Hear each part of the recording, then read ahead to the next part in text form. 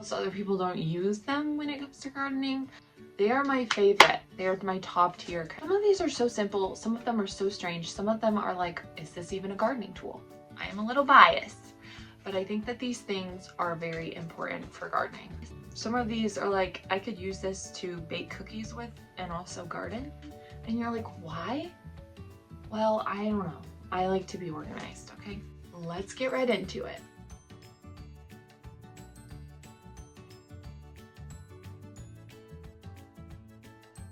Hi everybody, and welcome back to my channel.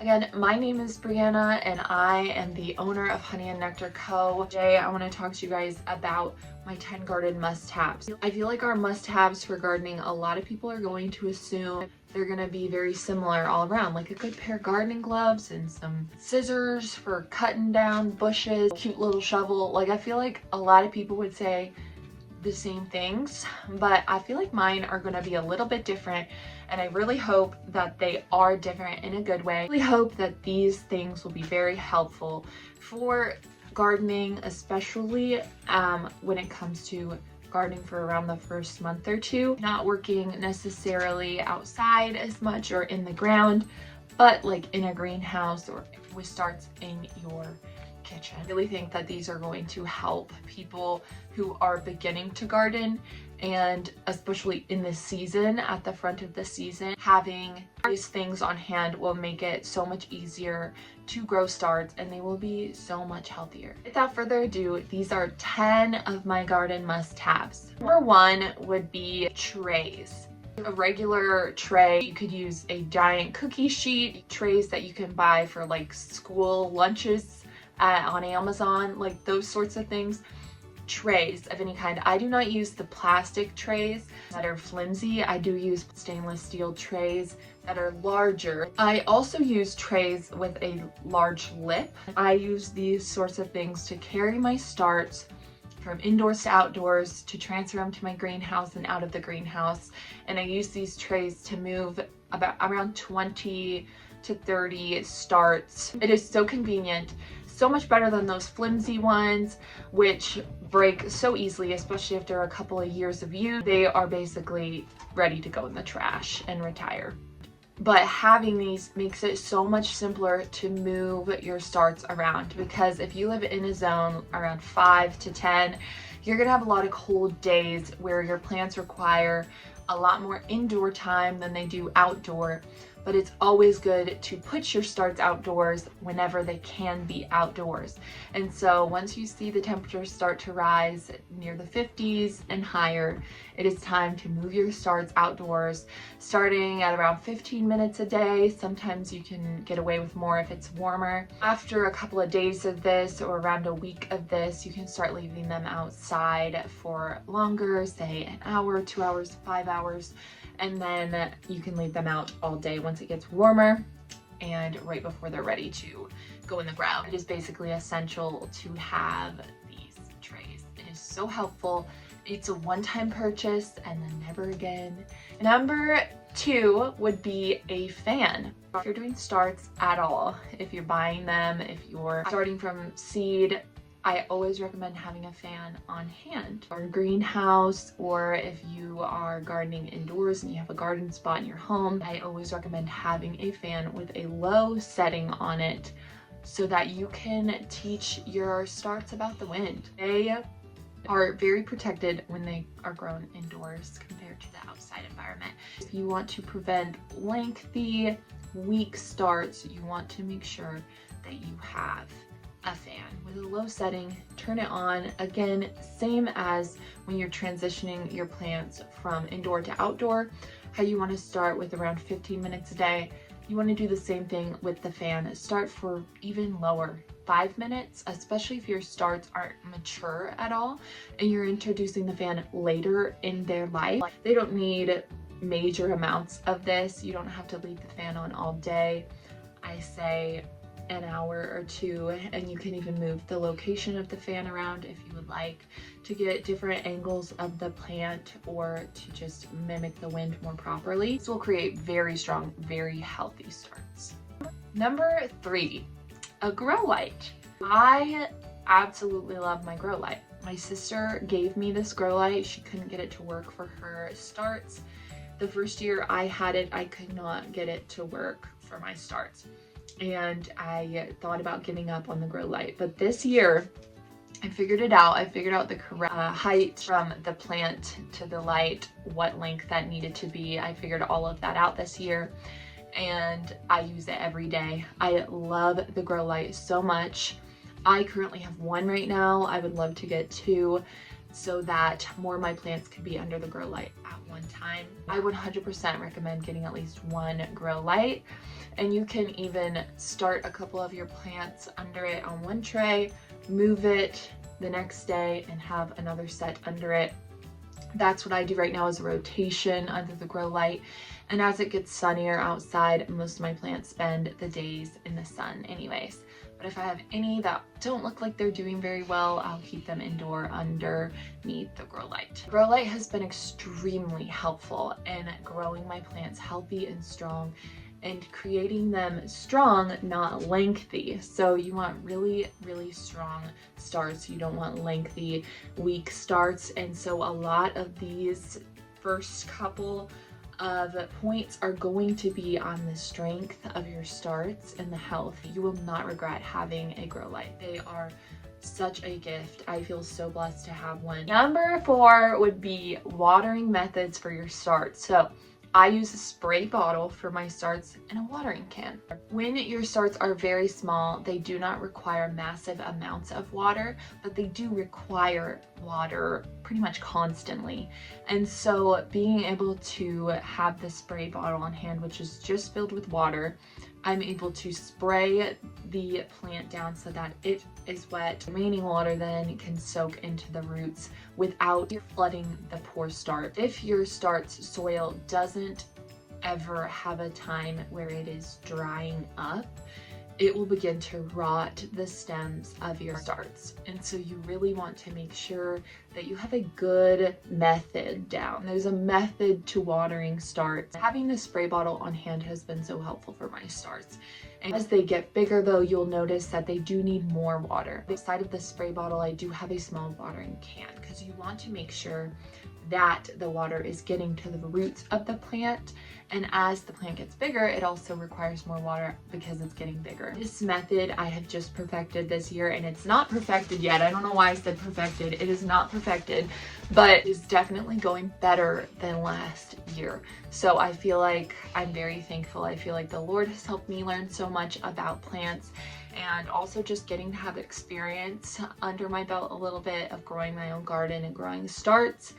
And I feel like honestly the spray bottle was a gift from God thing, because I just could not figure out how do I properly water my starts and keep them healthy and help them to grow. And we had figured out the grow light situation and the tray situation and all these other things, the fan, so they were really getting healthy.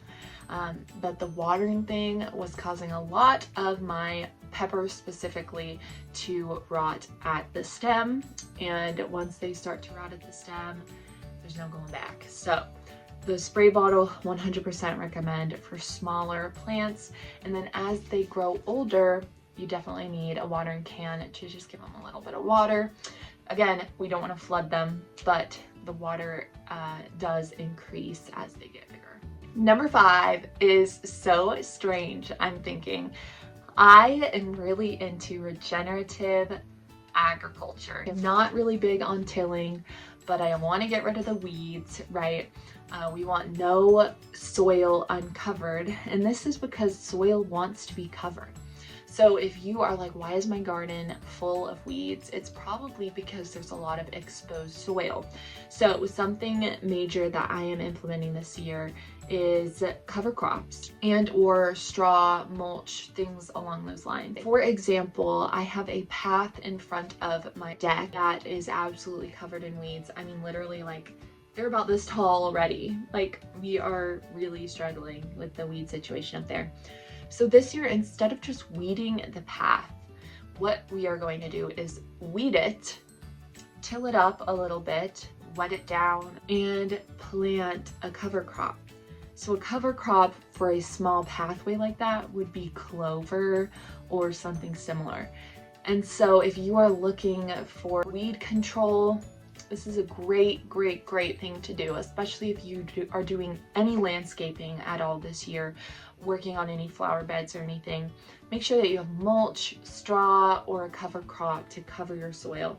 It wants to be covered. That's how we make sure that we aren't watering as much as we feel like we need to for our garden and different places around our landscape. We often have to water so much because soil is slightly uncovered. It's not maintaining moisture. A big thing that I am implementing, especially when it comes to landscaping this year and garden design more so, is cover crops. Instead of just weeding, we're going to make sure that our garden starts are covering as much soil as possible. And then we're going to cover the rest of the soil with straw, mulch, or a cover crop. Number 6 is good tools. You want to make sure you have good tools, especially if you have weeds, because though I don't like tilling, I will till the weeds out and then plant the cover crop, so there's less tilling involved in gardening. But to begin with, there's going to be some tilling, there's going to be some earth moving, there's going to be some things that you want to uproot. Make sure you have some good tools. And again, like, I will have all of these things linked below on my Amazon storefront specific for this video, all of my gardening favorites. My favorite tools below. You want a good shovel, you want some good sharper objects to get in there, you want good rakes to get into the soil and get those weeds out. You want some like really quality, nice gardening tools. You want to take good care of them. Even buying some sand to put them in, that's going to sharpen the tools and also prevent them from rusting. And so definitely,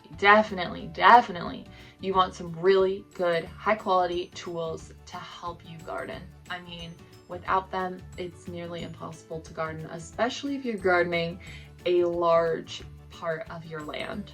Number 7 is a greenhouse. You guys, I know that that's insane, but hear me out. There are miniature greenhouses for sale on Amazon. I have a small greenhouse right now. It is a portable one. We box it up every fall and put it away, and very inexpensive, but oh my gosh, amazing. The difference between not having a greenhouse and having a greenhouse is insane. But there's also miniature greenhouses that you can put in your house as well. So there's a multitude of sizes. You don't have to have a large commercial nursery greenhouse to be a pro. You just need a small one to start. If you have the capacity or capability for that, definitely buy one. If not, there is a way to make DIY greenhouses out of tubs, clear tubs, and also watering jugs. And I will put my reel below from when I made my DIY greenhouses this year. Number 8 is lots of potting soil and compost. I did not used to compost, and I also spent a lot of money on soil. So I always recommend either buying really good potting soil with some compost as well, and I'll have those linked below. Like I said before, all of these things will be linked below. Or you want to have soil that you are constantly working and adding compost to break down, so that you don't have to purchase potting soil. Because if you are doing your starts, especially from scratch, from just seeds and soil, you definitely need a lot of soil, especially as the plants grow. They will need room to move around, and you generally have to transplant them at least one time from seed to garden. And so you are going to need potting soil on hand. If you are capable of learning to compost, which is very easy to do, you can create an endless supply of really nutritious potting soil. Some of my favorite things to compost are fruits and vegetable peels, or different extra pieces of them, any sort of greenery like that as well, shells. That's a really good place to start. But now, number 9, a good variety of seeds, bulbs, fruits, etc. So I, especially because I am constantly promoting, because I go to market, and I also like to preserve my own food. And so a big garden must-have for me is every year adding new things to the garden that we generally buy at the store. This year we are adding blackberries, sweet potatoes, broccoli, and a few other goodies to our garden. So constantly bringing in different varieties of flowers as well, peonies, tulips, different things like that, not just from seed but from bulbs. We added garlic this year. All these sorts of things that we can do to make a larger variety. There's some really awesome places to buy bush fruits from, to buy canes from, to buy sweet potatoes, starts from, strawberries, lots of other things as well. We also are trying, of course, to become more self-sufficient. And so in that, we are learning how to grow loofahs this year. So I always recommend every year adding more variety, whether that's seeds, different varieties of things you already grow, bushes, canes, or bulbs. Lastly would be the system in which some way to organize, okay? Organize your starts, how many you have of each. So for my containers, I do not buy plastic containers. I buy canned food from the store and use the tin cans, and I save them to reuse them every year. Each of them I will Sharpie the name, and I will have a notebook on hand to write how many of each plant I have. This is majorly because I go to market with my starts and my fruit and veggies. And so I need a good way of knowing what I have. It's a really good way to organize your garden. Make sure that you know how much of everything you have, so you also know what have I not planted yet that I wanted to plant, what seeds did I have last year that I might have run out of. Like, I don't see any patty pans growing. Does that mean that I've run out? Probably. I need to purchase some seeds, right? So keeping track of what seeds you have, a good place to organize your seeds and keep them dry, as well as having a notebook of everything that you're growing, everything you have grown and don't want to grow again. Really organize your garden, especially if you are planning on using it for market, to preserve food for yourself, or if you just really are into gardening. I'd say a big part of that is being organized. With that, that was my 10 plus 1, and my bonus would be the containers that I garden in. I do garden in the tin cans from canned goods at the store.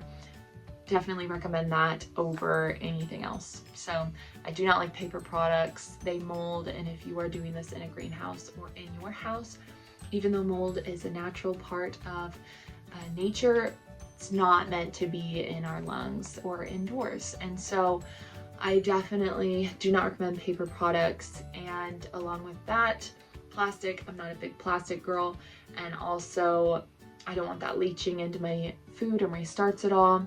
And I also just love the ability to reuse the tin cans way more. There's more durability there than there is with the plastic. Garden must-haves. These are very specific to starting the garden season in the spring, and I'm very excited about gardening this year. Let me know if you have any tips for beginner gardeners or for gardening in the spring. Leave your comment below. I'm excited to check them out. I always love hearing other people's ways of gardening. So if you have a fun gardening method that I didn't mention here, definitely leave it below. With that, thank you so much for being here. I am humbled and honored for each one of you that subscribes, that watches my videos, and I pray that God blesses you. I thank Him so much that you are here and that we are learning these together. Learning these skills together, learning more about creation, and I feel like when we learn about creation, we learn more about the Father and His heart, and we learn more about Jesus. So definitely stay tuned. Don't forget to subscribe. Let me know what you think below. Till next time. Thank you, Jesus, for each person on the other side of the screen. I pray that you would be an encouragement to them as they learn to garden, and I pray that you would fill them with wisdom and knowledge, and that their spirit would be inclined to follow you, Lord, and to understand more about you as they get into creation and get their hands in the dirt and in the soil, and as they watch a garden grow, Lord, and see the miracle that it is. And I just pray that you would be with each of these people, be with your body, Lord, your church, and I pray that you would constantly be wooing us to yourself and reminding us of who you are, and growing our faith and our trust in you, Lord. And I pray that you would do that through the world, through creation, through nature. I pray that you would bring people to yourself through them watching their gardens grow. In your name I pray. Amen. Until next time.